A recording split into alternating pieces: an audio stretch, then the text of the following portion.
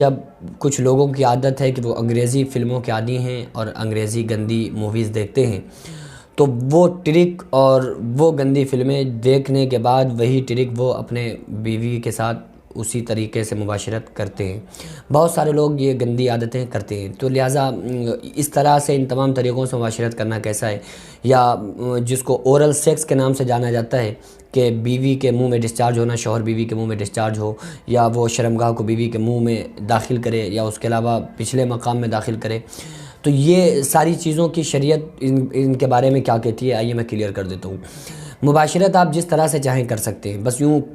بڑی شارٹ میں یوں سمجھ لیں کہ مباشرت جس طرح سے چاہیں ویسے کر سکتے ہیں، کھڑے ہو کے، بیٹھ کے، لیٹ کے، جیسے چاہیں، جتنے طریقے آپ کو آتے ہوں سب طریقوں سے کر سکتے ہیں، بشرطے کہ آپ جو مباشرت کر رہے ہیں وہ عورت کے اگلے مقام میں کر رہے ہیں، یہ نہیں پچھلے مقام میں۔ تو اللہ رب العالمین نے حرام کیا ہے کہ اللہ رب العالمین نے منع فرمایا ہے کہ بھئی پیچھے کا مقام میں تو شوہر کو مباشرت کرنا حرام ہے، آگے کے مقام میں آپ جیسے چاہیں کر سکتے ہیں، بس یوں سمجھ لیں۔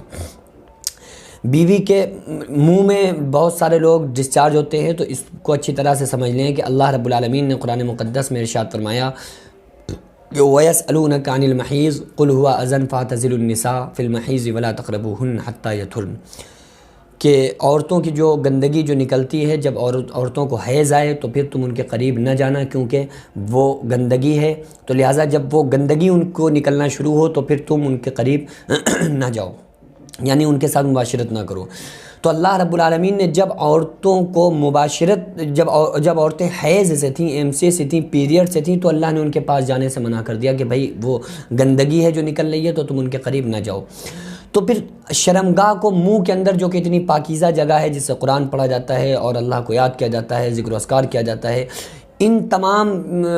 چیزوں کو جو وہ اللہ کو یاد کرتی ہے، ذکر و اذکار کرتی ہے، تو منہ سے وہ ذکر کرتی ہے، تو منہ کے اندر شرمگاہ کو داخل کرنے کی شریعت اجازت کیسے دے سکتی ہے؟ لہٰذا یہ بھی بالکل قطعاً گناہ ہے، گناہ کبیرہ، اس چیز سے بہت زیادہ پرہیز کرنا چاہیے، بچنا چاہیے۔ منہ میں ڈسچارج ہونا تو حرام ہے کہ بھائی تو تمام ان طریقوں سے ہم بچیں، اور ہم کو یہ چاہیے کہ شریعت مطہرہ نے جو ہم کو طریقہ بتایا ہے ہم اس طریقے پر عمل کریں تاکہ ہم کامیاب ہوں۔ اگر ہم نے شریعت مطہرہ کے بتائے ہوئے طریقے پر عمل نہ کیا تو اس کا پھر ہمیں دنیا میں بھی ہمیں نقصان اٹھانا پڑتا ہے، اور ہمیں پھر آخرت میں بھی اس کا وبال ہمیں اٹھانا پڑے گا، اور اس کا گناہ ہمارے سر پر رہے گا، تو ہمیں قیامت کے دن پھر اس کا بھی حساب دینا پڑے گا کہ بھئی ہم نے اللہ اور اس کے رسول صلی اللہ علیہ وسلم کے حکم کے خلاف کام کیوں کیا۔